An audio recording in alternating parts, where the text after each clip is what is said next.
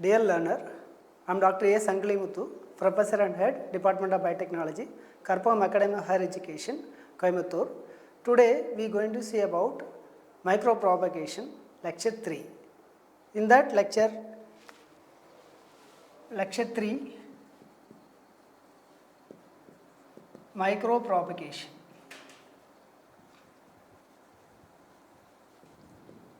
Means to propagate the plant by using small quantity of plant tissue. So with the potential of plant cells and its totipotency characters capable to produce entire plants. So through that we can able to generate entire plants. So this is the well known techniques to generate plants. So through this technique we are multiplying the plants and clones, so artificially. So this is the method by using the plants by asexual reproductions. So now we need to see what are the steps involved to propagate the plant through this micropropagation techniques. In this there are 5 steps: stage 0, stage 1, stage 2, stage 3, stage 4. So these are the 5 stages. Stage 0 is preparation of explants. Preparation of explants. Stage 1 is culture initiation. Culture initiation. Stage 3, shoot multiplication.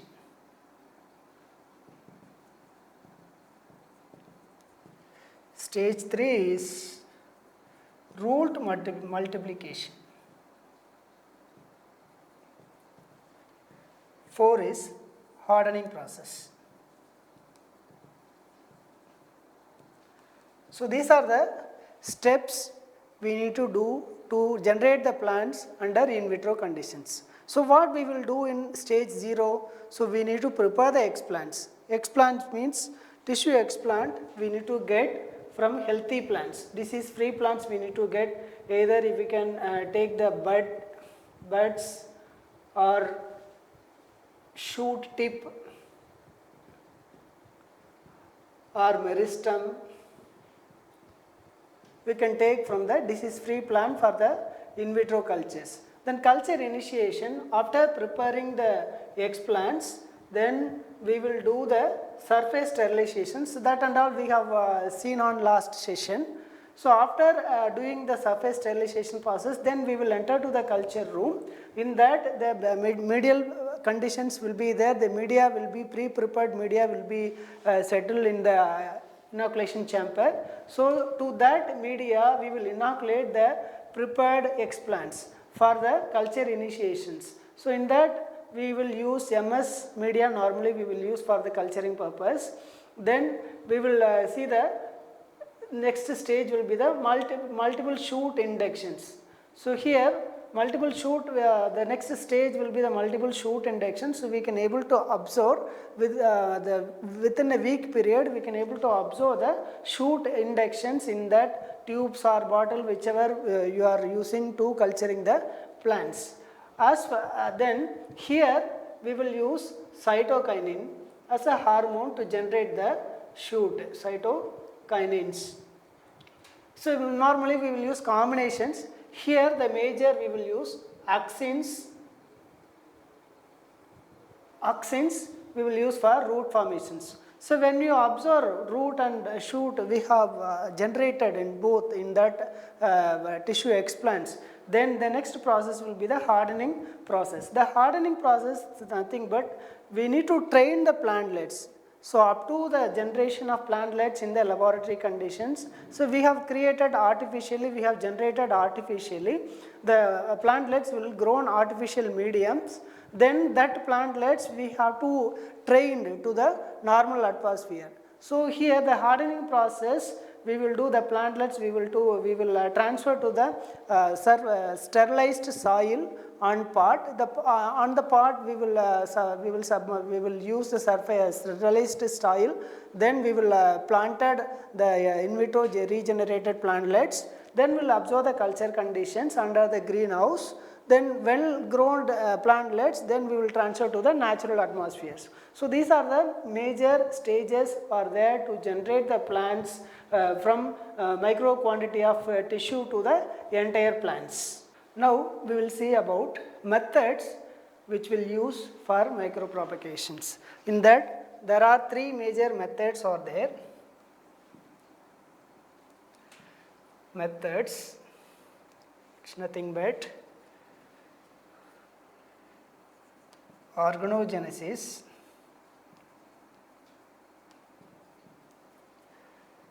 embryogenesis, then microcuttings. So in organogenesis, again it will be classified by two: direct and indirect. So here also the embryo we can able to generate direct embryogenesis and indirect embryogenesis.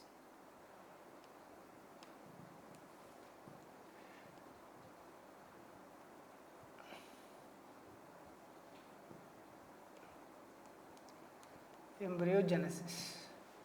The microcuttings, meristem and buds.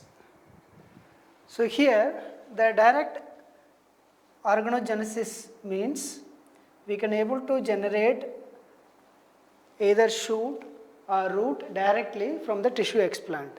Indirect means after generating the callus, then we will generate the organs. We will generate the organs. Callus nothing but mass of cells from tissue explants. So through that also we can able to generate the organs, means shoot or root we can able to generate. So here, so in this organogenesis classified by many organogenesis will be there, like shoot culture, then root culture, then embryo culture, anther culture, pollen culture. So we can able to culture the different parts or organ of the plants. So with specific applications. So such a way here the direct embryogenesis means directly we can generate the embryo from the tissue explants. In another way, indirect embryogenesis means from the somatic embryos, somatic cells, somatic embryogenesis. Embryogenesis. Somatic embryogenesis means generation of embryo from the body cells.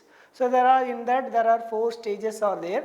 So first normally after separating the cells from the callus, then we will fortify the media, MS media along with niche media we will use. So in that the embryos will be developed. Initially it will be globular forms, then it will be 𝙤𝙤𝙝𝙤 shape. Finally we will get the cotyledonary embryo we will get. Through that the plantlets will be generated. So that is the somatic embryos. So microcuttings means meristem cells. Through the young meristem cells or bud parts we can use to regenerate the plants. So these are the methods are there with specific applications. If in the case of shoot culture means, for example, some of the metabolite will be present in a shoot. So many drugs are generated from the medicinal plants. So medicinal plants having many metabolite like alkaloid, flavonoid, terpenes, many metabolites are there. All metabolites are using in various applications in drug industry and pharma industries. So each part of the plants having different characteristic feature, different chemical compositions. So in that aspect we are culturing the different organs from the shoot or mass cultivations we can able to do. So if in the case of, for example, when we see the 𝙤𝙤𝙧𝙬𝙬, so as we all know that's a well known plant for cancerous treatment.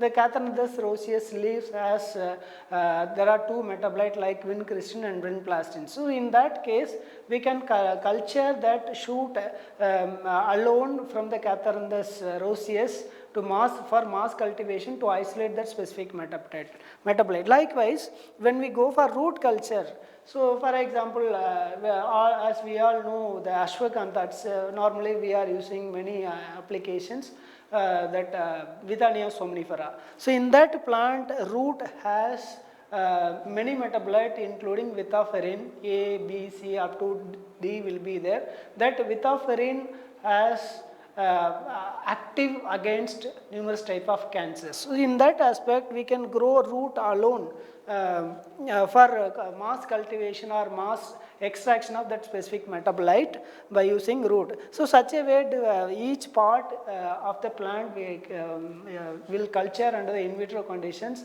in mass scales for specific metabolite isolations. So in that aspect. So in the another term we will call as molecular farming. In such methods we will call as molecular farming. So such a way, if in the case of haploid plant production, so some of the plant when we mix the characters, we cannot achieve our targetable yield or targetable characteristic features. So we should produce the haploid plants. So that for that purpose we will use embryogenesis, somatic embryogenesis. So there is no mixing of characters in that plants. So for the production of haploid plants we will go with this.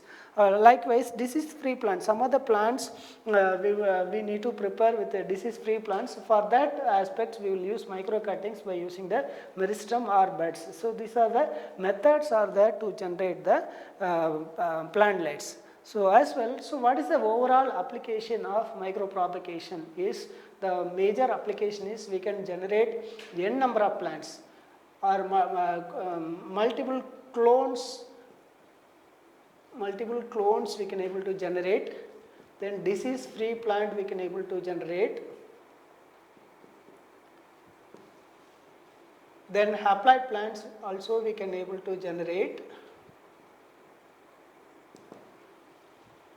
Then if in the case of endangered or endemic or extinct stage of plants, that for that using this micropropagation technique we can enrich the number of plants by using piece of plant tissue is sufficient to generate n number of plants. So such a way for the production of biodiversity or biodiversity protections we can use this method to enrich the number of plants. So what is the disadvantage means?